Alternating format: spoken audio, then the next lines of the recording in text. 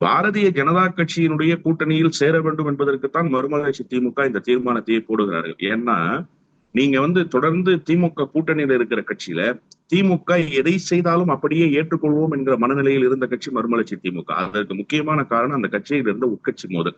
எங்க நாம திமுக கூட்டணியிலிருந்து விலகுவதாகவோ திமுக கூட்டணியில் முரண்படுவதாகவோ இருந்தால் நம்முடைய கட்சியில் இருக்கிற பல நிர்வாகிகள் மாவட்ட செயலாளர்கள் கூட திமுகவில் போய் சேர்ந்து விடுவார்கள் என்கிற அந்த அச்ச உணர்வின் காரணமாக உட்கட்சி மோதலை கருத்தில் கொண்டு எல்லாவற்றையும் சகித்துக் கொண்டு மதிமுக இருந்தது என்பதுதான் யதார்த்தமான உண்மை.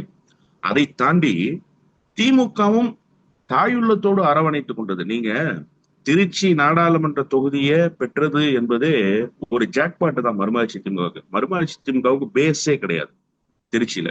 இன்னும் சொல்ல போனா பல ஒன்றியங்கள்ல ஒன்றிய செயலாளர்களே கிடையாது. நீங்க ஒன்றிய செயலாளர்கள் ரொம்ப முக்கியம். நீங்க கிளை கழகம் அதெல்லாம் கூட வேண்டாம்.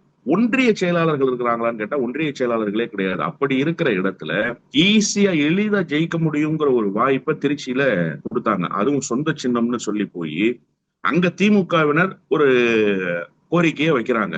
அதுல எப்படி இவர் முரண்பட்டார், எப்படி இவர் அந்த இடத்தில் நடந்து கொண்டாருங்கிறதெல்லாம் ஆமா எல்லாரும் பார்த்தாங்க. அது முதலமைச்சருக்கு மிகப்பெரிய வருத்தத்தை தந்தது. இப்படி எல்லாம் களத்துல போய் நின்று பேசுறாருன்னு இதையெல்லாம் சகித்து கொண்டுதான் தனி சின்னம் என்று வந்ததற்கு பிறகு 15 நாட்களில் திமுக எடுத்த முயற்சி திமுகவினுடைய கட்டமைப்பின் மூலமாக அது கொண்டு சேர்க்கப்பட்டு அந்த வெற்றியை அவர் பெற்றார்.